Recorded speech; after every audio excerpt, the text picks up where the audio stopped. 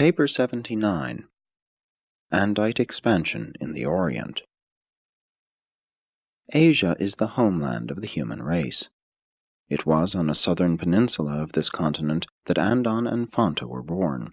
In the highlands of what is now Afghanistan, their descendant Badonan founded a primitive center of culture that persisted for over 500,000 years. Here at this eastern focus of the human race, the Sangic peoples differentiated from the Andonic stock, and Asia was their first home, their first hunting ground, their first battlefield. Southwestern Asia witnessed the successive civilizations of Dalmatians, Nodites, Adamites, and Andites, and from these regions the potentials of modern civilization spread to the world. 1. The Andites of Turkestan. For over 25,000 years, on down to nearly 2000 BC, the heart of Eurasia was predominantly, though diminishingly, Andite. In the lowlands of Turkestan, the Andites made the westward turning around the inland lakes into Europe, while from the highlands of this region they infiltrated eastward. Eastern Turkestan, Xinjiang, and to a lesser extent Tibet, were the ancient gateways through which these peoples of Mesopotamia penetrated the mountains to the northern lands of the Yellow Men. The Andite infiltration of India proceeded from the Turkestan highlands into the Punjab and from the Iranian grazing lands through Baluchistan. These earlier migrations were in no sense conquests. They were, rather, the continual drifting of the Andite tribes into western India and China. For almost 15,000 years, centers of mixed Andite culture persisted in the basin of the Tarim River in Xinjiang, and to the south in the highland regions of Tibet, where the Andites and Andonites had extensively mingled. The Tarim Valley was the easternmost outpost of the true Andite culture. Here they built their settlements and entered into trade relations with the progressive Chinese to the east and with the Andonites to the north. In those days the Tarim region was a fertile land. The rainfall was plentiful. To the east the Gobi was an open grassland where the herders were gradually turning to agriculture. This civilization perished when the rain winds shifted to the southeast, but in its day it rivaled Mesopotamia itself. By 8000 BC, the slowly increasing aridity of the highland regions of Central Asia began to drive the Andites to the river bottoms and the seashores. This increasing drought not only drove them to the valleys of the Nile, Euphrates, Indus, and Yellow rivers, but it produced a new development in Andite civilization. A new class of men, the traders, began to appear in large numbers. When climatic conditions made hunting unprofitable for the migrating Andites, they did not follow the evolutionary course of the older races by becoming herders. Commerce and urban life made their appearance. From Egypt through Mesopotamia and Turkestan to the rivers of China and India, the more highly civilized tribes began to assemble in cities devoted to manufacture and trade. Andonia became the Central Asian commercial metropolis, being located near the present city of Ashgabat. Commerce in stone, metal, wood, and pottery was accelerated on both land and water. But ever-increasing drought gradually brought about the great Andite exodus from the lands south and east of the Caspian Sea. The tide of migration began to veer from northward to southward, and the Babylonian cavalrymen began to push into Mesopotamia. Increasing aridity in Central Asia further operated to reduce population and to render these people less warlike, and when the diminishing rainfall to the north forced the nomadic Andonites southward, there was a tremendous exodus of Andites from Turkestan. This is the terminal movement of the so-called Aryans into the Levant and India. It culminated that long dispersal of the mixed descendants of Adam, during which every Asiatic and most of the island peoples of the Pacific were to some extent improved by these superior races.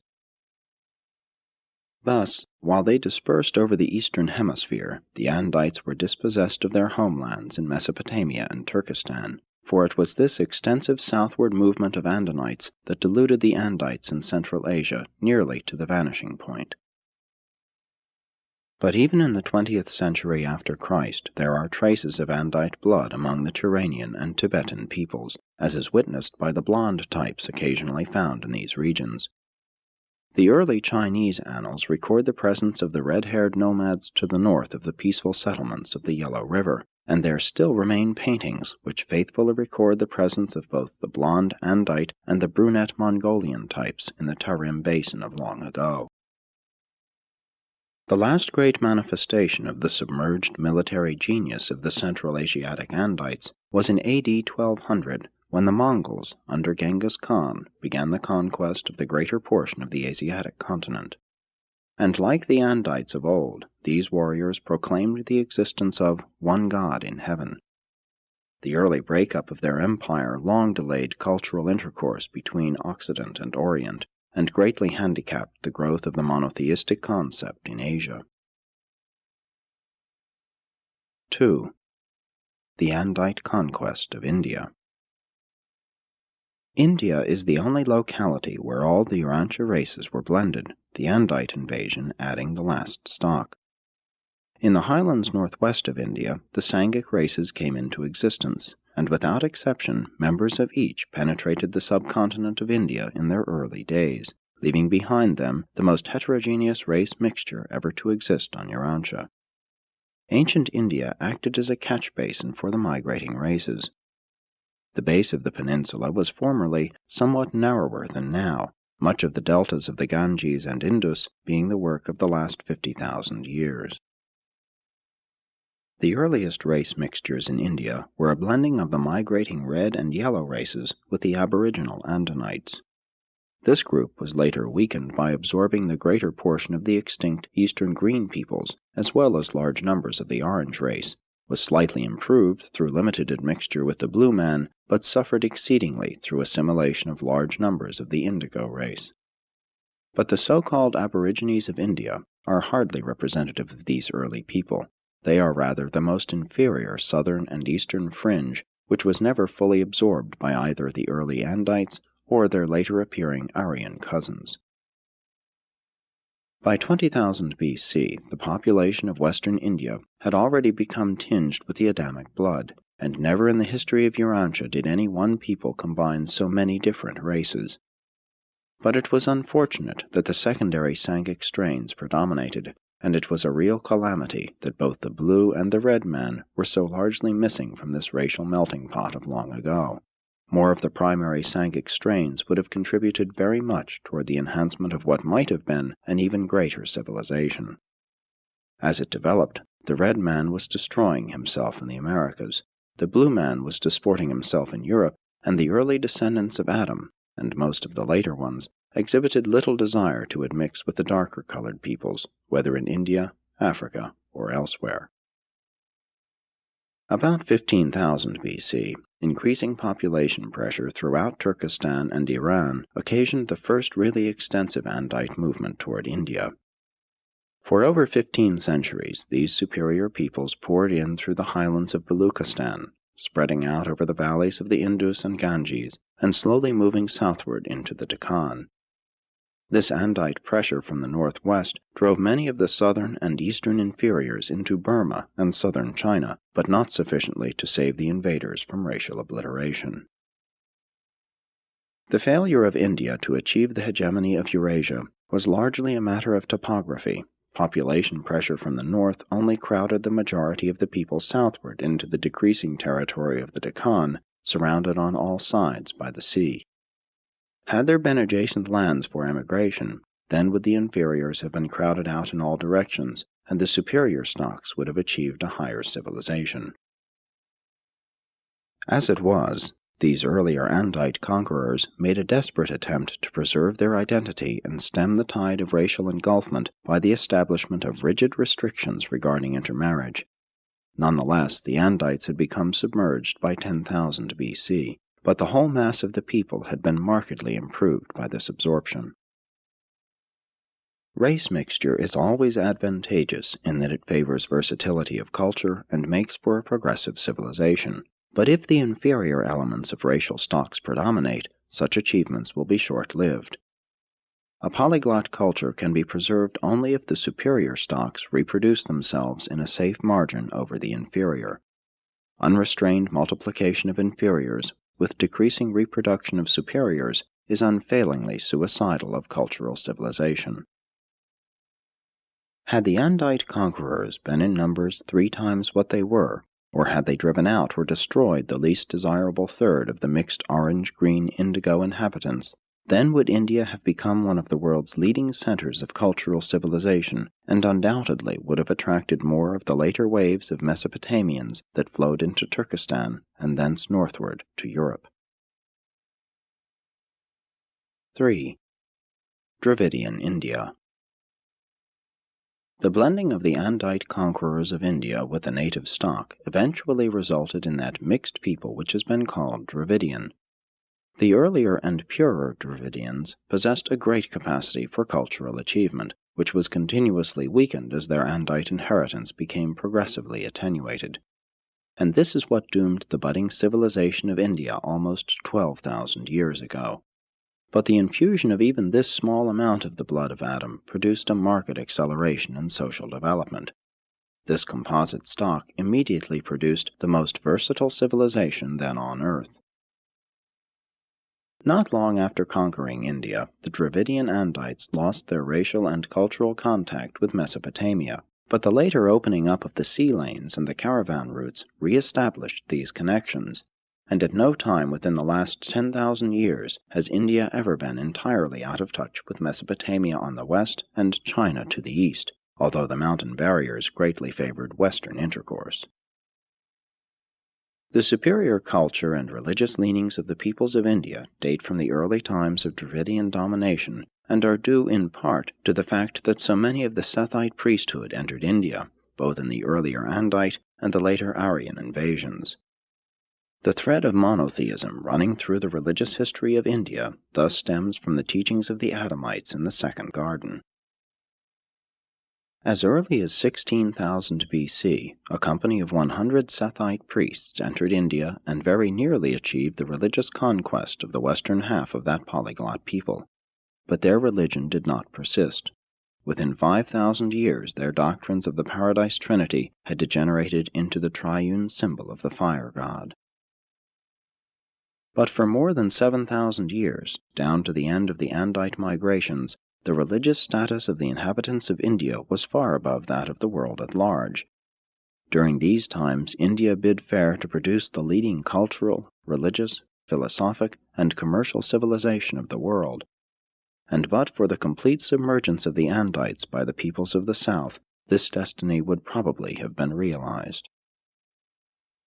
The Dravidian centers of culture were located in the river valleys, principally of the Indus and Ganges, and in the Deccan along the 3 great rivers flowing through the eastern Ghats to the sea. The settlements along the seacoast of the western Ghats owed their prominence to maritime relationships with Sumeria. The Dravidians were among the earliest peoples to build cities and to engage in an extensive export and import business, both by land and sea. By 7000 BC, camel trains were making regular trips to distant Mesopotamia. Dravidian shipping was pushing coastwise across the Arabian Sea to the Sumerian cities of the Persian Gulf, and was venturing on the waters of the Bay of Bengal as far as the East Indies. An alphabet, together with the art of writing, was imported from Sumeria by these seafarers and merchants.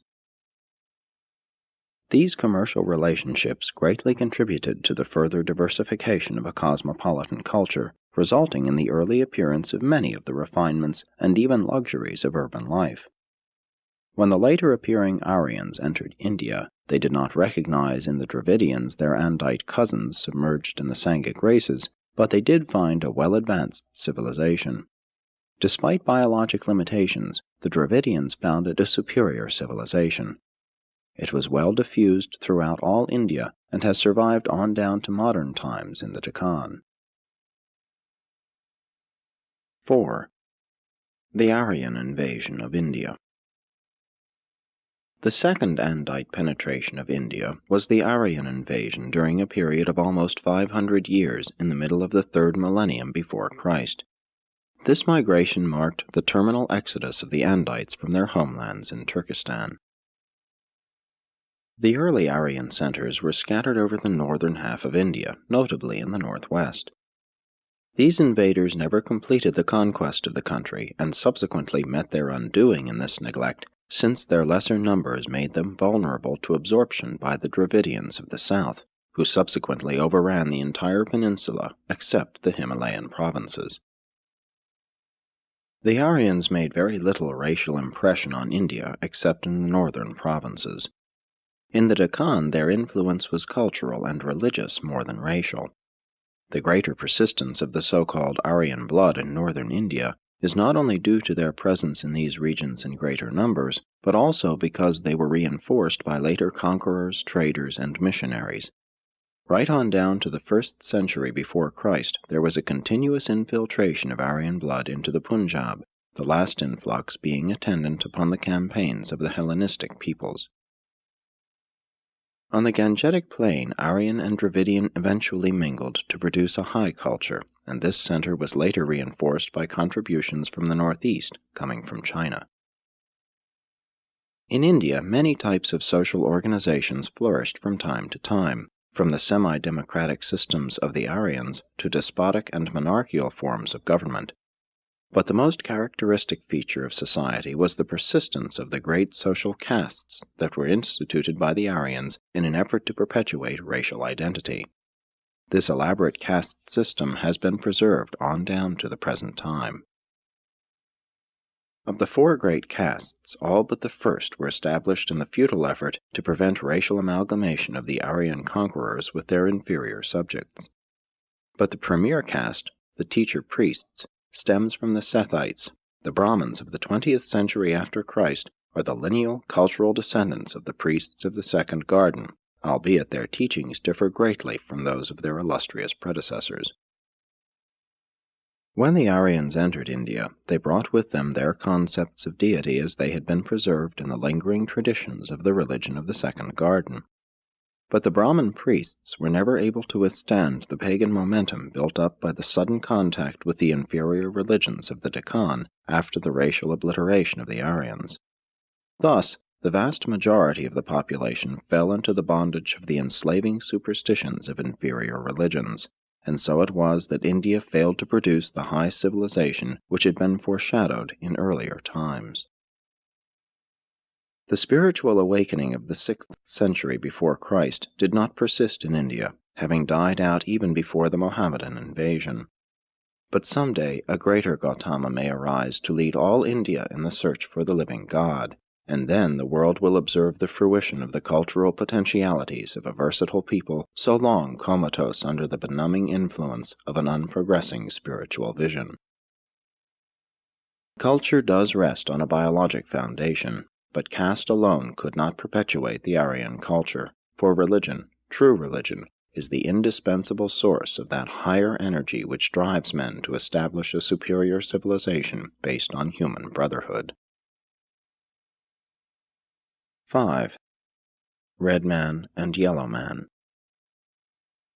While the story of India is that of Andite conquest and eventual submergence in the older evolutionary peoples, the narrative of Eastern Asia is more properly that of the primary Sangiks, particularly the Red Man and the Yellow Man.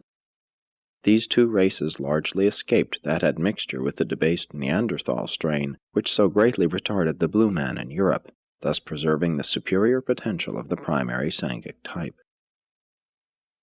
While the early Neanderthalers were spread out over the entire breadth of Eurasia, the eastern wing was the more contaminated with debased animal strains. These subhuman types were pushed south by the 5th glacier, the same ice sheet which so long blocked Sangik migration into eastern Asia. And when the Red Man moved northeast around the highlands of India, he found northeastern Asia free from these subhuman types. The tribal organization of the red races was formed earlier than that of any other peoples, and they were the first to migrate from the Central Asian focus of the Sangiks. The inferior Neanderthal strains were destroyed or driven off the mainland by the later migrating yellow tribes. But the Red Man had reigned supreme in eastern Asia for almost 100,000 years before the yellow tribes arrived. More than 300,000 years ago, the main body of the yellow race entered China from the south as coastwise migrants. Each millennium they penetrated farther and farther inland, but they did not make contact with their migrating Tibetan brethren until comparatively recent times. Growing population pressure caused the northward-moving yellow race to begin to push into the hunting grounds of the red man. This encroachment, coupled with natural racial antagonism, culminated in increasing hostilities, and thus began the crucial struggle for the fertile lands of farther Asia. The story of this age-long contest between the red and yellow races is an epic of Urantia history. For over 200,000 years, these two superior races waged bitter and unremitting warfare. In the earlier struggles, the red men were generally successful, their raiding parties spreading havoc among the yellow settlements. But the yellow man was an apt pupil in the art of warfare, and he early manifested a marked ability to live peaceably with his compatriots. The Chinese were the first to learn that in union there is strength. The red tribes continued their internecine conflicts, and presently they began to suffer repeated defeats at the aggressive hands of the relentless Chinese, who continued their inexorable march northward. 100,000 years ago, the decimated tribes of the red race were fighting with their backs to the retreating ice of the last glacier, and when the land passage to the west over the Bering Isthmus became passable, these tribes were not slow in forsaking the inhospitable shores of the Asiatic continent. It is 85,000 years since the last of the pure red men departed from Asia, but the long struggle left its genetic imprint upon the victorious yellow race. The northern Chinese peoples, together with the Andinite Siberians, assimilated much of the red stock and were in considerable measure benefited thereby. The North American Indians never came in contact with even the Andite offspring of Adam and Eve, having been dispossessed of their Asiatic homelands some 50,000 years before the coming of Adam. During the age of Andite migrations, the pure red strains were spreading out over North America as nomadic tribes, hunters who practiced agriculture to a small extent. These races and cultural groups remained almost completely isolated from the remainder of the world from their arrival in the Americas down to the end of the first millennium of the Christian era, when they were discovered by the white races of Europe. Up to that time, the Eskimos were the nearest to white men the northern tribes of red men had ever seen. The red and the yellow races are the only human stocks that ever achieved a high degree of civilization apart from the influences of the Andites. The oldest Amerindian culture was the Anamanalantan Center in California, but this had long since vanished by 35,000 BC. In Mexico, Central America, and in the mountains of South America, the later and more enduring civilizations were founded by a race predominantly red, but containing a considerable admixture of the yellow, orange, and blue.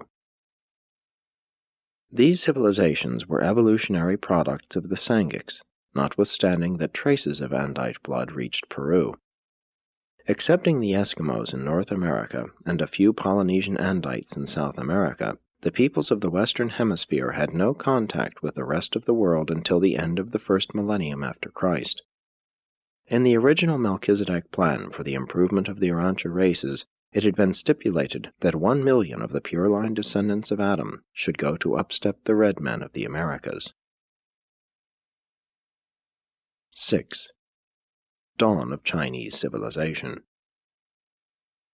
Sometime after driving the red man across to North America, the expanding Chinese cleared the Andinites from the river valleys of eastern Asia, pushing them north into Siberia and west into Turkestan, where they were soon to come in contact with the superior culture of the Andites. In Burma and the peninsula of Indochina, the cultures of India and China mixed and blended to produce the successive civilizations of those regions. Here the vanished green race has persisted in larger proportion than anywhere else in the world. Many different races occupied the islands of the Pacific. In general, the southern and then more extensive islands were occupied by peoples carrying a heavy percentage of green and indigo blood. The northern islands were held by Andinites and, later on, by races embracing large proportions of the yellow and red stocks. The ancestors of the Japanese people were not driven off the mainland until 12,000 BC, when they were dislodged by a powerful southern coastwise thrust of the northern Chinese tribes. Their final exodus was not so much due to population pressure as to the initiative of a chieftain whom they came to regard as a divine personage. Like the peoples of India and the Levant, victorious tribes of the Yellow Man established their earliest centers along the coast and up the rivers. The coastal settlements fared poorly in later years as the increasing floods and the shifting courses of the rivers made the lowland cities untenable. 20,000 years ago, the ancestors of the Chinese had built up a dozen strong centers of primitive culture and learning, especially along the Yellow River and the Yangtze. And now these centers began to be reinforced by the arrival of a steady stream of superior blended peoples from Xinjiang and Tibet. The migration from Tibet to the Yangtze Valley was not so extensive as in the north, neither were the Tibetan centers so advanced as those of the Tarim Basin. But both movements carried a certain amount of Andite blood eastward to the river settlements. The superiority of the ancient yellow race was due to four great factors. 1. Genetic. Unlike their blue cousins in Europe, both the red and yellow races had largely escaped mixture with debased human stocks. The northern Chinese, already strengthened by small amounts of the superior red and Andonic strains, were soon to benefit by a considerable influx of Andite blood. The southern Chinese did not fare so well in this regard, and they had long suffered from absorption of the green race, while later on they were to be further weakened by the infiltration of the swarms of inferior peoples crowded out of India by the Dravidian Andite invasion. And today, in China, there is a definite difference between the northern and southern races. 2. Social. The yellow race early learned the value of peace among themselves. Their internal peaceableness so contributed to population increase as to ensure the spread of their civilization among many millions. From 25,000 to 5,000 BC, the highest mass civilization on Urantia was in central and northern China. The Yellow Man was the first to achieve a racial solidarity, the first to attain a large-scale cultural, social, and political civilization. The Chinese of 15,000 BC were aggressive militarists. They had not been weakened by an over-reverence for the past, and numbering less than 12 million, they formed a compact body speaking a common language. During this age they built up a real nation, much more united and homogeneous than their political unions of historic times. 3. Spiritual. During the age of Andite migrations, the Chinese were among the more spiritual peoples of Earth. Long adherence to the worship of the one truth proclaimed by Singlancton kept them ahead of most of the other races. The stimulus of a progressive and advanced religion is often a decisive factor in cultural development. As India languished, so China forged ahead under the invigorating stimulus of a religion in which truth was enshrined as the supreme deity. This worship of truth was provocative of research and fearless exploration of the laws of nature and the potentials of mankind. The Chinese of even 6,000 years ago were still keen students and aggressive in their pursuit of truth. 4. Geographic. China is protected by the mountains to the west and the Pacific to the east. Only in the north is the way open to attack, and from the days of the Red Man to the coming of the later descendants of the Andites, the north was not occupied by any aggressive race. And but for the mountain barriers and the later decline in spiritual culture, the yellow race undoubtedly would have attracted to itself the larger part of the Andite migrations from Turkestan, and unquestionably would have quickly dominated world civilization. 7. The Andites enter China.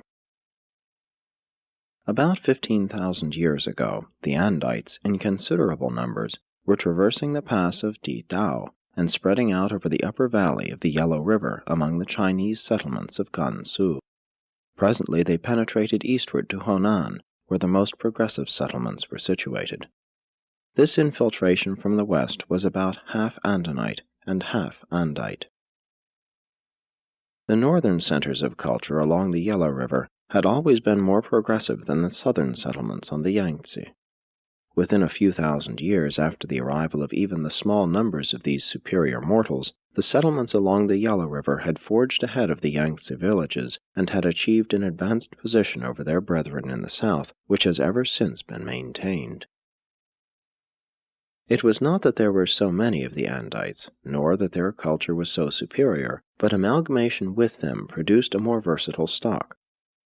The northern Chinese received just enough of the Andite strain to mildly stimulate their innately able minds, but not enough to fire them with the restless, exploratory curiosity so characteristic of the northern white races.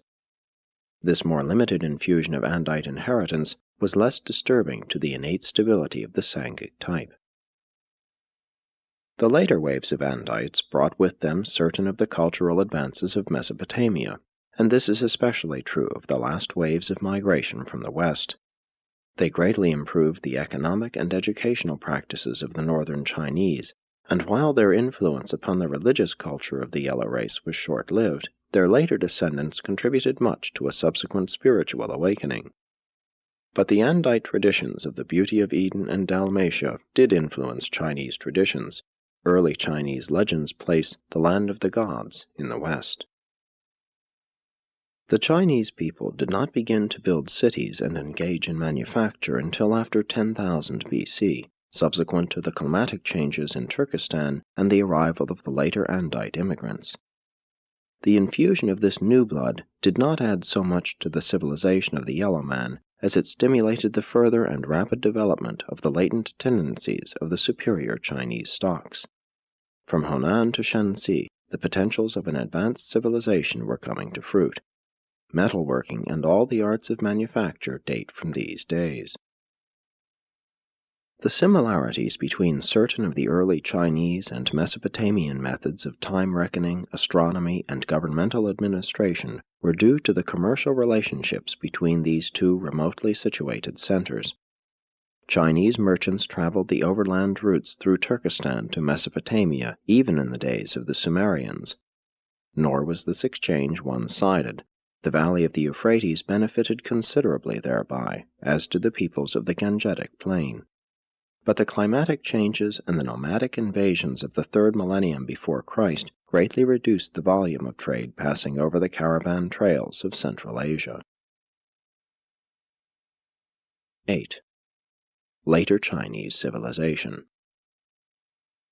While the red man suffered from too much warfare, it is not altogether amiss to say that the development of statehood among the Chinese was delayed by the thoroughness of their conquest of Asia.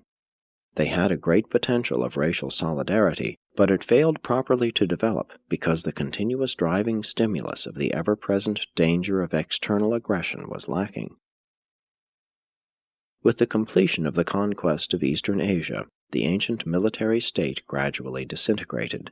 Past wars were forgotten. Of the epic struggle with the red race, there persisted only the hazy tradition of an ancient contest with the archer peoples. The Chinese early turned to agricultural pursuits, which contributed further to their pacific tendencies, while a population well below the land-man ratio for agriculture still further contributed to the growing peacefulness of the country.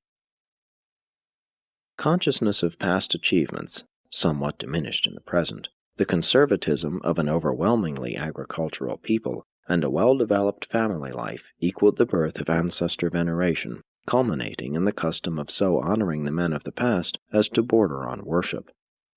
A very similar attitude prevailed among the white races in Europe for some 500 years following the disruption of Greco-Roman civilization.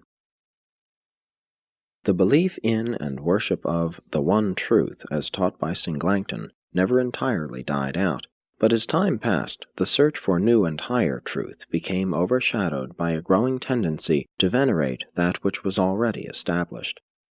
Slowly, the genius of the yellow race became diverted from the pursuit of the unknown to the preservation of the known. And this is the reason for the stagnation of what had been the world's most rapidly progressing civilization. Between 4000 and 500 BC, the political reunification of the Yellow race was consummated, but the cultural union of the Yangtze and Yellow River centers had already been effected. This political reunification of the later tribal groups was not without conflict, but the societal opinion of war remained low. Ancestor worship, increasing dialects, and no call for military action for thousands upon thousands of years had rendered this people ultra-peaceful. Despite failure to fulfill the promise of an early development of advanced statehood, the Yellow race did progressively move forward in the realization of the arts of civilization, especially in the realms of agriculture and horticulture. The hydraulic problems faced by the agriculturists in Shenxi and Honan demanded group cooperation for solution. Such irrigation and soil conservation difficulties contributed in no small measure to the development of interdependence with the consequent promotion of peace among farming groups. Soon developments in writing, together with the establishment of schools, contributed to the dissemination of knowledge on a previously unequaled scale.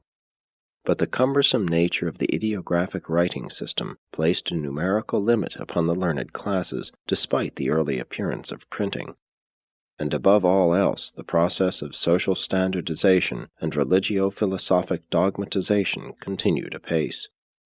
The religious development of ancestor veneration became further complicated by a flood of superstitions involving nature worship, but lingering vestiges of a real concept of God remained preserved in the imperial worship of Shang-Ti. The great weakness of ancestor veneration is that it promotes a backward-looking philosophy. However wise it may be to glean wisdom from the past, it is folly to regard the past as the exclusive source of truth. Truth is relative and expanding. It lives always in the present, achieving new expression in each generation of men, even in each human life. The great strength in a veneration of ancestry is the value that such an attitude places upon the family. The amazing stability and persistence of Chinese culture is a consequence of the paramount position accorded the family, for civilization is directly dependent on the effective functioning of the family, and in China the family attained a social importance, even a religious significance, approached by few other peoples. The filial devotion and family loyalty exacted by the growing cult of ancestor worship ensured the building up of superior family relationships and of enduring family groups, all of which facilitated the following factors in the preservation of civilization. 1. Conservation of property and wealth. 2. Pooling of the experience of more than one generation. 3. Efficient education of children in the arts and sciences of the past. 4. Development of a strong sense of duty, the enhancement of morality, and the augmentation of ethical sensitivity. The formative period of Chinese civilization, opening with the coming of the Andites, continues on down to the great ethical, moral, and semi-religious awakening of the 6th century before Christ. And Chinese tradition preserves the hazy record of the evolutionary past, the transition from mother to father family, the establishment of agriculture, the development of architecture, the initiation of industry. All these are successively narrated. And this story presents, with greater accuracy than any other similar account, the picture of the magnificent ascent of a superior people from the levels of barbarism. During this time, they passed from a primitive agricultural society to a higher social organization embracing cities, manufacture, metalworking, commercial exchange, government, writing, mathematics, art, science, and printing. And so the ancient civilization of the Yellow race has persisted down through the centuries. It is almost 40,000 years since the first important advances were made in Chinese culture, and though there have been many retrogressions, the civilization of the sons of Han comes the nearest of all to presenting an unbroken picture of continual progression right on down to the times of the 20th century. The mechanical and religious developments of the white races have been of a high order, but they have never excelled the Chinese in family loyalty, group ethics, or personal morality. This ancient culture has contributed much to human happiness. Millions of human beings have lived and died, blessed by its achievements. For centuries, this great civilization has rested upon the laurels of the past, but it is even now reawakening to envision anew the transcendent goals of mortal existence, once again to take up the unremitting struggle for never-ending progress. Presented by an Archangel of Nebadon.